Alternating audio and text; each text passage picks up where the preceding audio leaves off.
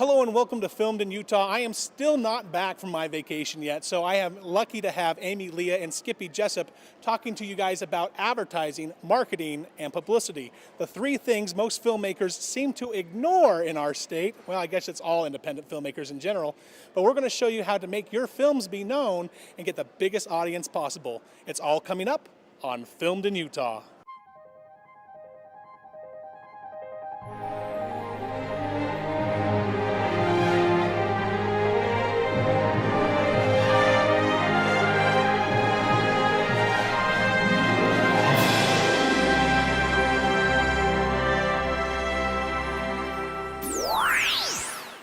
Welcome to Filmed in Utah. My name's Skippy Jessup. I'm here with Kate Allen.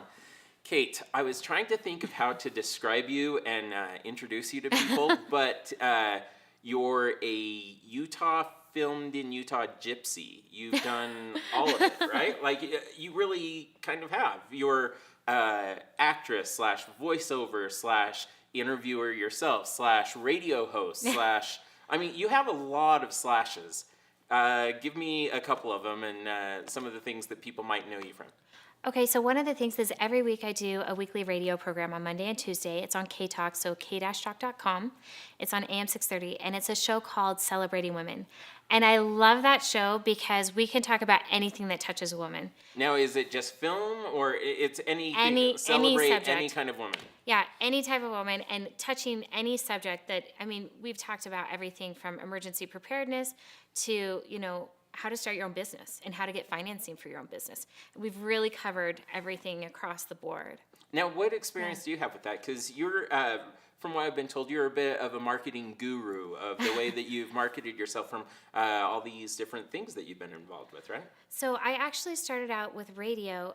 I had auditioned for a TV show. I had gotten the part, and then about a month later, they said, hey, we really like you. Can you come on and do a political talk radio show? So I started out doing that, and then they asked me to do a business one.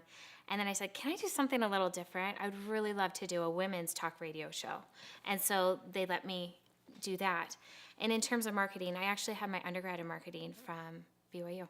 Oh, wow. Yeah. Right on.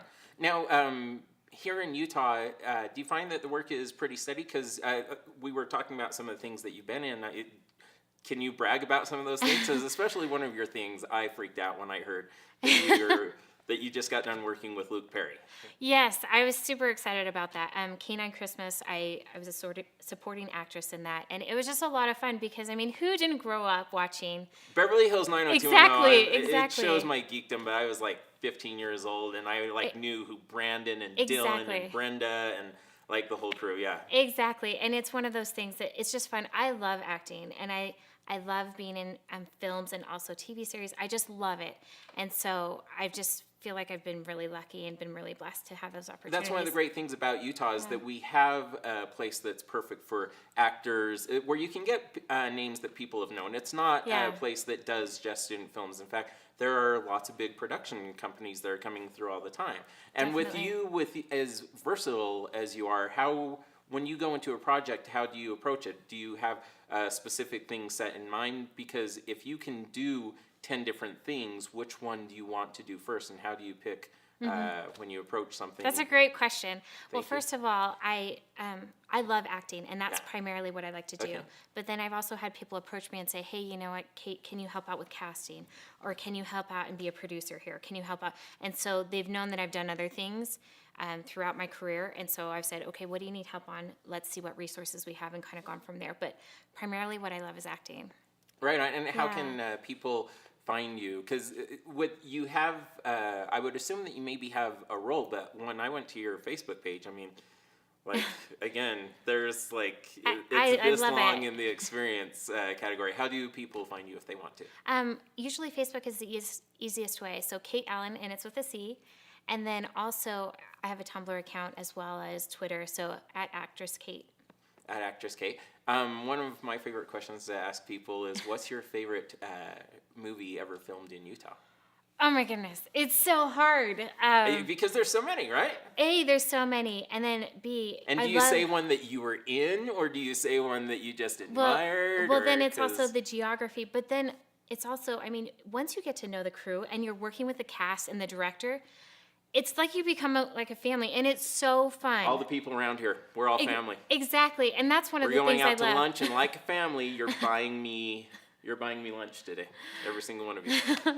One of the things I love is because a lot of people here in studio, I know them. I've had the opportunity Yeah. to work with them. And so just looking around, I mean, from Warren to Amy, Amy, I play her mom in something that's coming out in November. So, I mean, it's just a lot of fun. And Shane, we've worked together on a couple of films too. And it's just a lot of fun, and I love it. And I just feel really lucky. But you don't have one film that you can be like, I'm going with Maverick. Maverick is a good one. Mel Gibson. I've got to be honest. The working with Luke Perry, that was a highlight for me, because when you grow up and you're a kid and you're thinking, oh my gosh, he's this just dreamy guy, and then all of a sudden you get older and you have the opportunity to work with him. I mean, that was just a pleasure, and it was just a lot of fun. That is, it's fun. And it's a fun time to be in Utah and be in films and a lot of things. I want people to go to your Facebook page and friend you. Please do. I'd be happy to do it. And also, please tune in to Celebrating Women. Yes. We cover a lot of different topics. We've even covered entertainment in Utah, and that's been a lot of fun. So we cover basically anything under the sun. You can stream it. Just go to k-talk.com. Awesome. Kate, thanks for the interview. This is fun. Thank you so much for having me. Well, now we've reached the part in the show where I get to give away something free from Editions Dédicaces, and this week we're giving away Radio Follies. This is a really fun novel. It's all about what happens if you have the counterparts from the 40s and 50s meeting their counterparts of today's era. So it's a lot of fun. It's a great little novel, and we're giving it away for free here on Filmed in Utah. All you have to do is send me an email at filmedinutah@gmail.com. In a subject line, put in Radio Follies, and the first person who does that gets their own copy. Hi, welcome to Filmed in Utah. I am Amy Leah, and I'm here with Josh Legary of Icarus Arts and Entertainment. Hi, how are you? Hi, how's it going? It's great. So Icarus Arts and Entertainment, or Icarus A&E, do you want to tell us a little bit about that? That's my production company, and we are based here in Utah, and we shoot mostly here in Utah.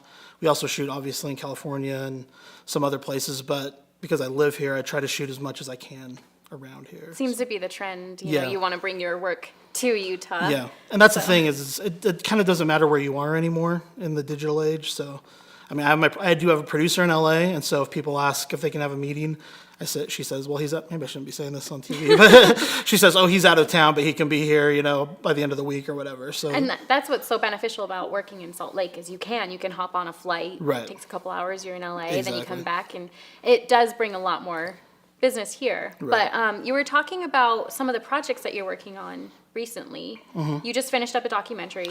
Yeah, we had a documentary. It actually premiered right at the end of 2009.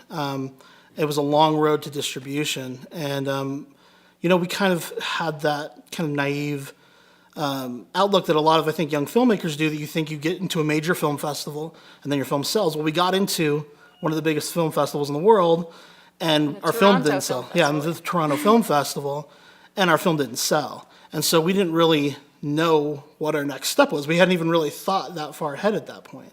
And so 2010 was kind of a big learning curve, and we spent all of 2010 taking the film to festivals and learning about distribution models, and eventually signed up with a smaller company that helped us distribute the film, both digitally, theatrically, and on DVD.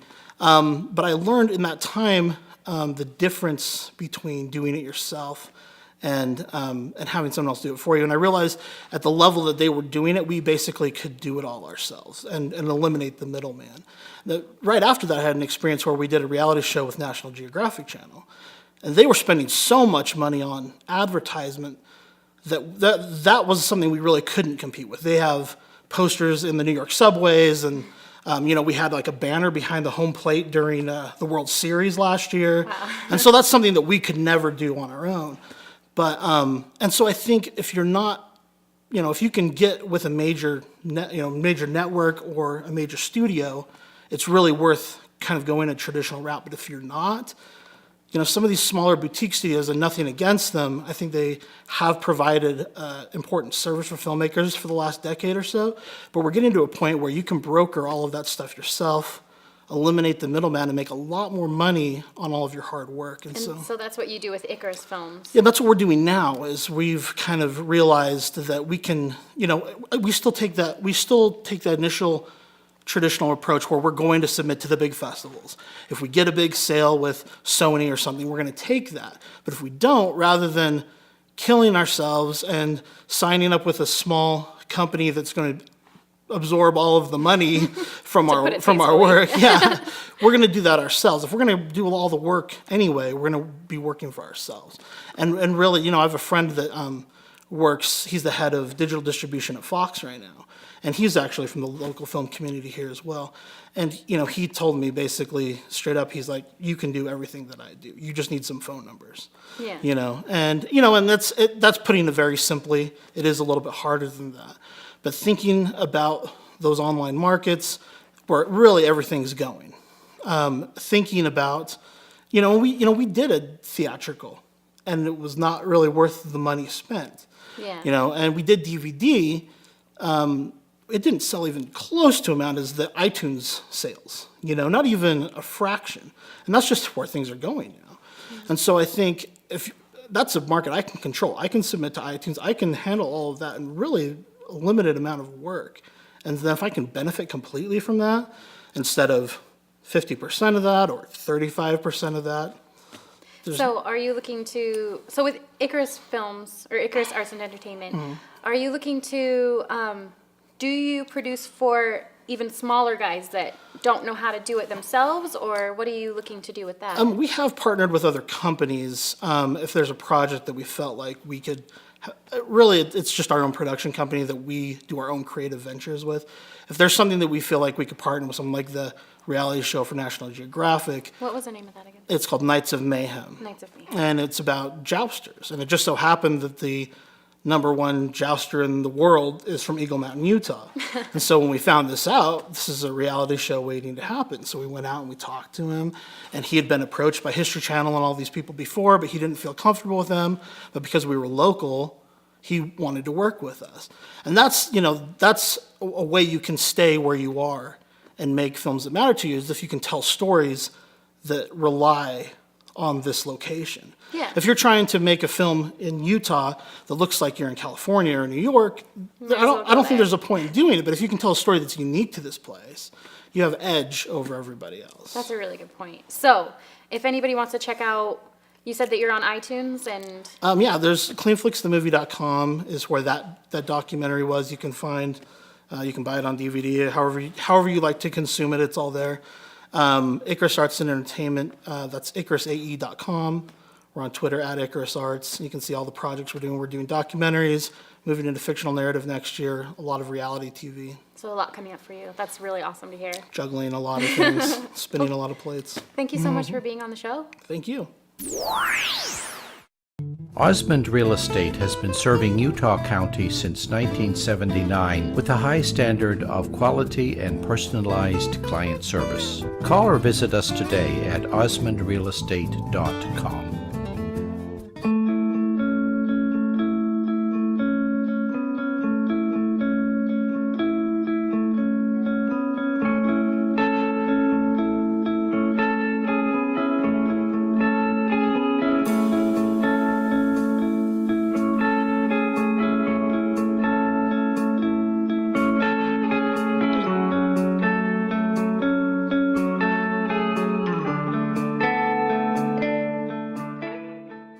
Tired of all those books that are piling up?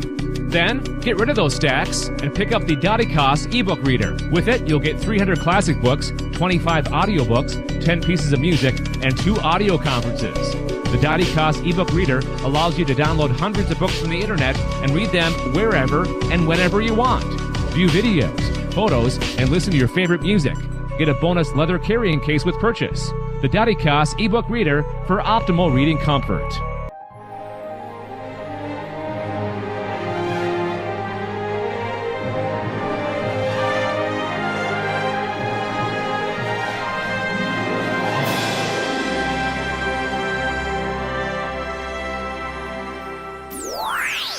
You know what, I would actually like to take a minute to say congratulations. You see, neither of us died during the Mayans' end of the world prediction. Well, I guess nobody died, but I still love doomsday movies, and I want to show you my 3 favorite doomsday movies, all shot here in the Beehive State. At number 3, The Stand. When a government-run lab accidentally lets loose a deadly virus, most of the population of the world is wiped out. Survivors begin having dreams about two figures, a mystical old woman or a foreboding, scary man. As the story tracks various people, we begin to realize that the two figures exemplify basic forces of good and evil, and the stage is set for a final confrontation between the representatives of each. Although technically a miniseries, The Stand was also distributed as an epic feature film. At number 2, Independence Day. The ultimate encounter when mysterious and powerful aliens launch an all-out invasion against the human race, this spectacle begins with massive spaceships appearing over Earth's skies. But wonder turns into terror as the ships blast destructive beams of fire down on the cities all over the planet. Now the world's only hope lies with a determined band of survivors united for one last strike against the invaders, before it's the end of all mankind. And at number 1, Planet of the Apes. Astronaut Taylor crash lands on a distant planet ruled by apes who use a primitive race of humans for experimentation and sport. Soon, Taylor finds himself among the hunted. Now, fun fact, both the 1968 version and the 2001 version of the Planet of the Apes were both shot at Lake Powell. Welcome to Filmed in Utah. My name is Skippy Jessup. I'm here with John Corser. John Corser is the publisher of this little magazine. This is Film Utah magazine, but you're also probably more known for being a line producer, right? Yeah, that's what I get paid to do. That's what you get. That's what makes the bucks. This But does I'm not. not who This knows is a who. mission of love. Exactly. That is a mission of getting food on your family's table. That's correct. Okay. First, talk to me about Film Utah magazine.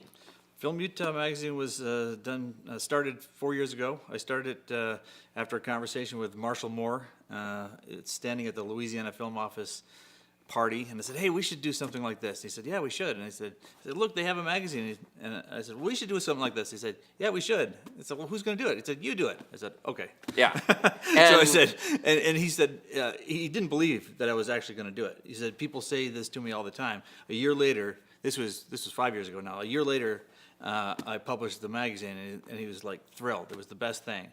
Since then, we've become the strategic partner to the Utah Film Commission, and this goes out to every producer in Hollywood, all over the world to festivals. Yeah. It distributed by them as well as me, but they are a key component to what I do, and I'm a key component to what they do. For people who don't know, Marshall Moore was a former guest on Filmed in Utah, and he is the head of the Utah Film Commission. Correct. And so that's how a magazine like this gets made, is because you get people in the industry that can then share some. I mean, like, as I'm going through this magazine, I'm seeing some of the amazing shots of Utah and some of the work that's been done here.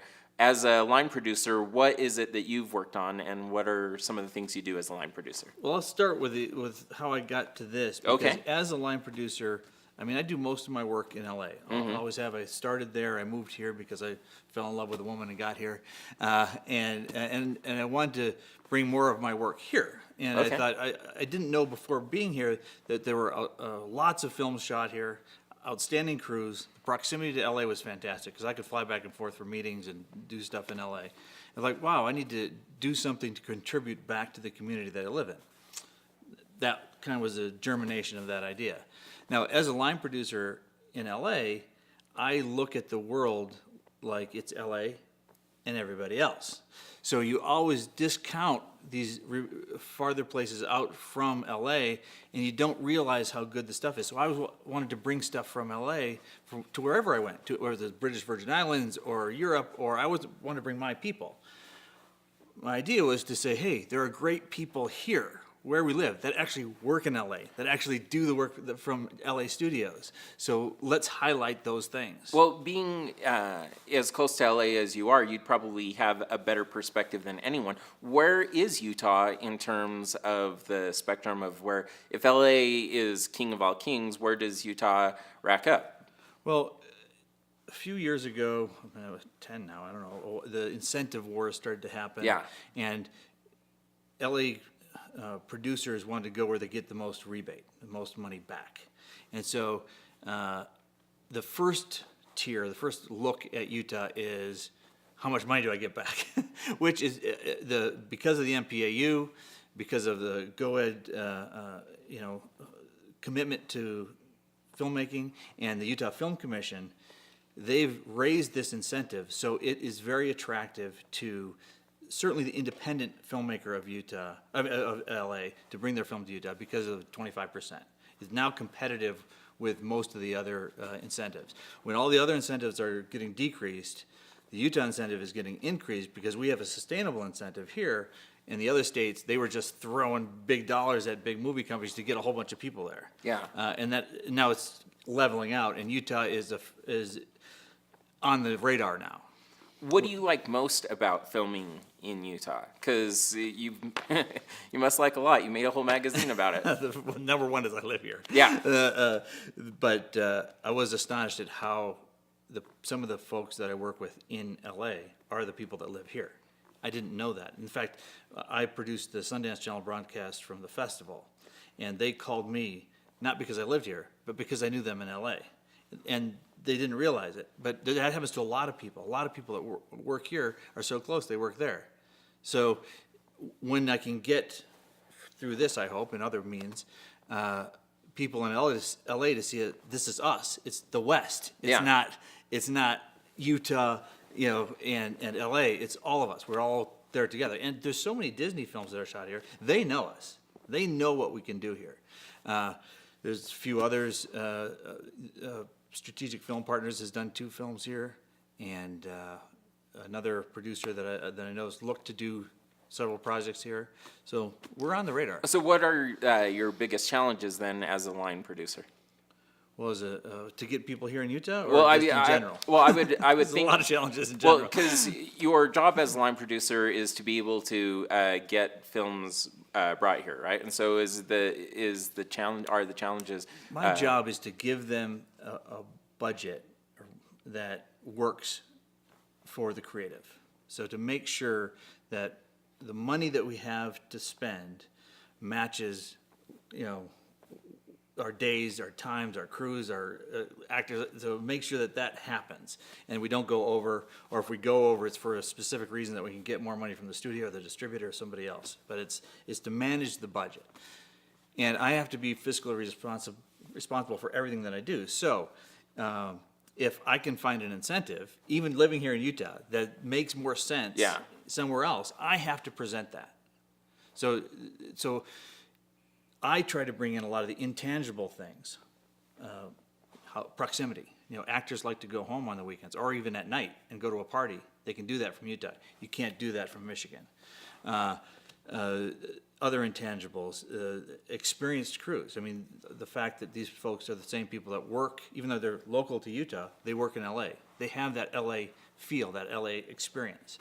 So when I'm measuring it, those are some of the things that don't wind up on a clear bottom line on a number that you can present to an accountant, but the feel and the mood of it is different when you present it. So, Where do people find out about you and what you're up to, or how do they get a hold of this magazine?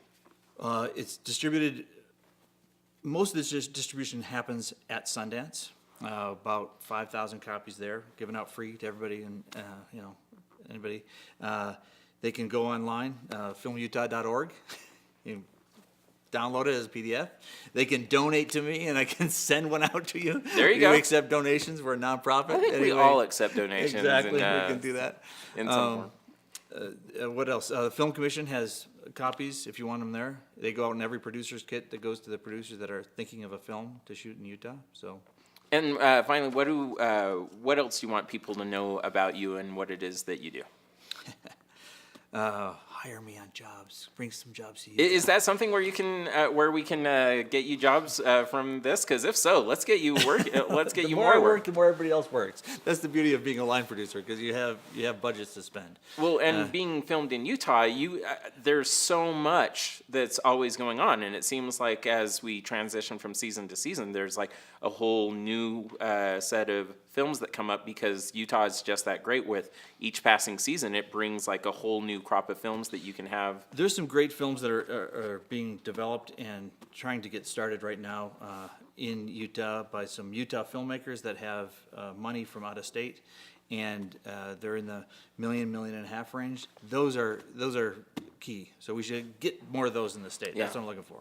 absolutely. Hey, this was a lot of fun. I really appreciate the time that you took to come. Thank you, I appreciate it. And I'll see you up at Sundance. Please do, everybody, come on to the hub.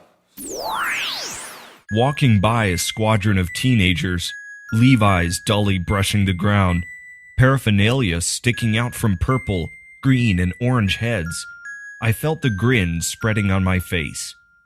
What fun it would be to arrange a meeting between young people and older people. It wouldn't have to be seriously real. So, you are invited to a whimsical experience between past and present. We'll see you there. Available at lulu.com.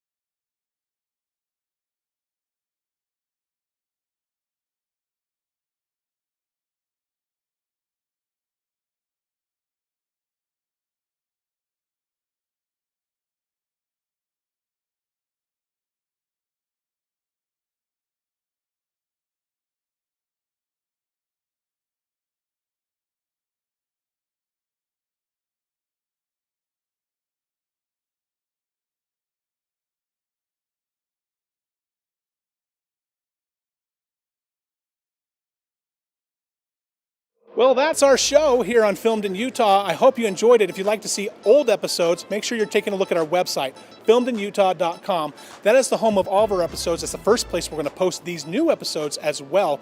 It's also the only place you're going to be finding exclusive information only available to the Filmed in Utah audience. Well, guys, that's going to do it for us on this episode of Filmed in Utah. Be sure to tune in next week as we talk about our year in review, the very best of Filmed in Utah in 2012. And until next time, guys, I'm Warren Workman. Keep filming, Utah.